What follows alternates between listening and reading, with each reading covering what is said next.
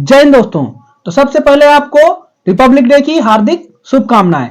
तो हुआ कुछ ऐसा है कि बांग्लादेश के हाथ में भी अपने बड़े भाई पाकिस्तान की तरह ही भीख मांगने वाला कटोरा बांग्लादेश के हाथ में आने वाला है, क्योंकि ट्रंप ने एक लेटर जारी किया है और कहा है कि बांग्लादेश के साथ उनके सारे काम तुरंत प्रभावी रूप से रोक दिए जाएं।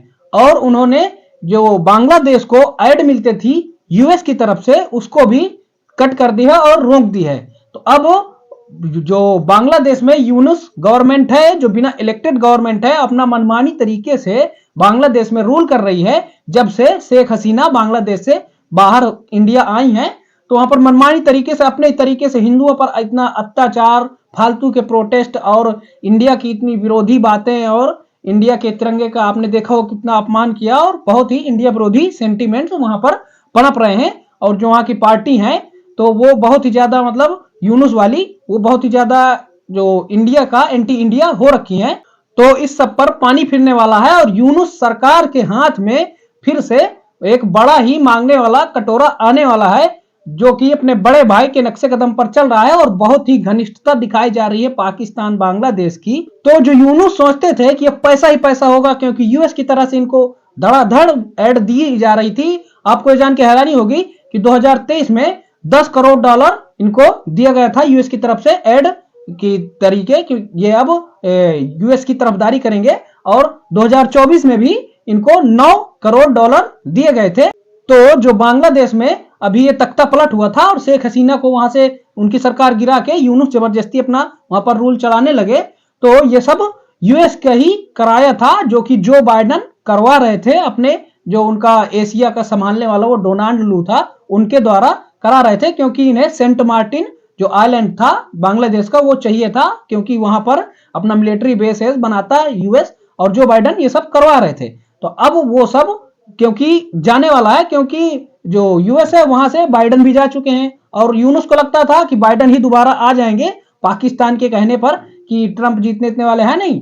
तो ये सोच रहे थे कि बाइडन ही आएंगे, तो अपना हवाबाजी एकदम फुल माहौल बनाए हुए थे। तो उस सब पर पानी फिरने वाला है, क्योंकि जो जब डोनाल्ड ट्रंप अब जीत गए तो उन्होंने जैसे उनका शपथ ग्रहण समारोह हुआ और जब वो अपना पावर संभाले तो उन्होंने एक के बाद एक भड़ाभड़ मतलब एकदम खतरनाक तरीके से एग्जीक्यूटिव ऑर्डर साइन करने लगे। और जो सारे वहां के वो थे मतलब खर्चे थे वो भी यूएस के देखने लगे और अपने हिसाब से अपने कंट्रोल में सारी चीजें लेने लगे। तो उन्होंने एक एग्जीक्यूटिव ऑर्डर ये साइन किया कि जो ये फालतू में बहुत सारे देशों को ऐड दी जाती थी पैसे रुपयों की कि वो अब फेवर में रहें यूएस के, और यूएस का कहना माने, क्योंकि यूएस उन्हें फंडिंग करता था और बिना लेने के लिए अपना एक पैसा देता था। तो वो बांग्लादेश को भी देता था और बहुत सारे देशों को देता था, और जिसमें यूक्रेन को भी देता था। तो ये सब देशों को रोक दिया गया है, केवल 2 देशों को छोड़कर, जो इजिप्ट और इजराइल हैं। इन्हीं 2 देशों की फंडिंग नहीं रोकी गई, जबकि बहुत सारे लोग बोल रहे हैं कि यूक्रेन को भी इन देशों में ले लिया जाए और उसकी फंडिंग चालू रखी जाए। तो उस अभी डोनाल्ड ट्रंप उसके लिए राजी नहीं हुए और यूक्रेन की भी फंडिंग ऐड रोकी जा चुकी है। बल्कि वहां पर यूक्रेन को बहुत सारा पैसा दिया जा चुका है यूएस की तरफ से, तो अपना वार कंटिन्यू रखेंगे। जबकि यूक्रेन एक सेटबैक की तरह समझ रहा है, क्योंकि डोनाल्ड ट्रंप के से उनकी जेलेंस्की की ज्यादा पटती नहीं थी। तो अब वो अपने हिसाब से अपना जो वार का एंड करवाएं तो करवाएं। और फिर आते हैं अपने यही बांग्लादेश के ऊपर। तो बांग्लादेश में जो बहुत सारे अभी ये सब हो रहा था दंगा फसाद और वहां के हिंदुओं पर इतना अत्याचार हो रहा था, जिसे इंडियन मीडिया जो है ना, अपनी इतनी गिरी हुई मीडिया है कि उसे छाप नहीं रही थी। और वहां के जो फोटो वीडियो आते थे ना, उन्हें एआई जनरेटेड बोल दी रही थी। जब भी तो इतना पीछे आती हैं जो ये प्रेस फ्रीडम इंडेक्स आता है उसमें, और एकदम गोदी मीडिया, पेड मीडिया, ऐसा बोला जाता है अपने यहाँ की मीडिया को। जबकि डोनाल्ड ट्रंप ने जब बोला अपने सोशल मीडिया पर, ट्रुथ जो उनका खुद का है, तो उसमें लिखा था कि बांग्लादेश में जो वहां के हिंदुओं पर इतना अत्याचार हो रहा है, इस सब पर जब डोनाल्ड ट्रंप ने खुलकर बातें की थी और बोला था कि ऐसा नहीं होना चाहिए, और हम जब आएंगे तो वहां के जो बांग्लादेश की माइनॉरिटी हिंदू हैं उनका सपोर्ट करेंगे और वहां ऐसा नहीं होना चाहिए और उनके साथ बहुत ही ज्यादा अत्याचार हो रहा है बांग्लादेश में, तभी जाके अपने देश की मीडिया जागी थी। तो बांग्लादेश के बारे में ट्रंप पहले से ही आइडिया बना के चले थे कि हम बांग्लादेश को किस हिसाब से देखेंगे।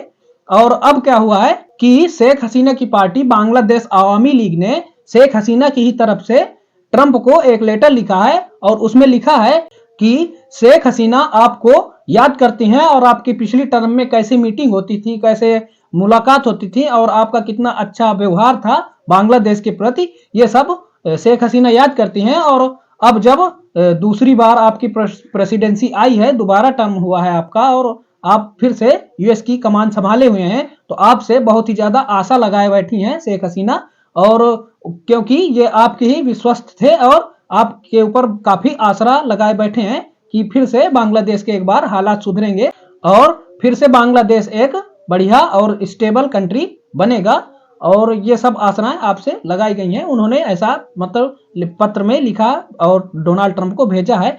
और जब अभी डोनाल्ड ट्रंप की शपथ ग्रहण समारोह था तो अपने देश से डॉक्टर एस जयशंकर, हमारे विदेश मंत्री, जब वहां गए थे तो वहां पर जयशंकर सर की यूएस के एफबीआई चीफ काश पटेल जी से मुलाकात हुई और यूएस के विदेश मंत्री से भी मुलाकात हुई। और उन्होंने फिर जब 22 तारीख को मुलाकात हुई और फिर 23 तारीख को वहीं पर यूएस में एक प्रेस मीटिंग में जब पूछा गया जयशंकर सर से कि आपकी क्या मुलाकात हुई है और कैसा आपका रवैया है बांग्लादेश के बारे में, तो जयशंकर सर ने कहा कि बांग्लादेश के बारे में काफी हमारी बात हुई है।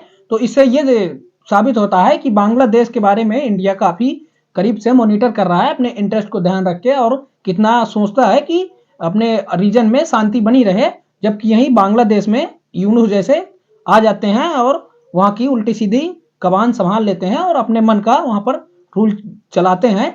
तो देखते हैं कि यूनुस के ऊपर डोनाल्ड ट्रंप की अभी नजर तो आ गई है और हो सकता है कि अभी जब उनके पास ये एग्जीक्यूटिव ऑर्डर वाले ये सब दोबारा पहुंचे और दोबारा से किस कंट्री को ऐड करना है ये सब लेटर जाए, तो हो सकता है कि बांग्लादेश के ऊपर जब उनकी नजर जाए, क्योंकि यूनुस ट्रंप के काफी खिलाफ थे और उनकी खिलाफत करते थे, तो जब इनके ऊपर उनकी नजर जाए ट्रंप की, तो हो सकता है कि बांग्लादेश को एकदम डायरेक्ट ही यूएस की एड लिस्ट से हटा दिया जाए।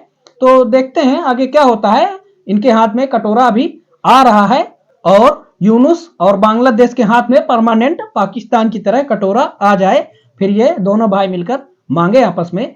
तो देखते हैं आगे, क्योंकि इनके हालत खराब ही होने वाले हैं। तो ये वीडियो का थैंक्स फॉर वॉचिंग, मिलते हैं नेक्स्ट वीडियो में, तब तक के लिए जय हिंद।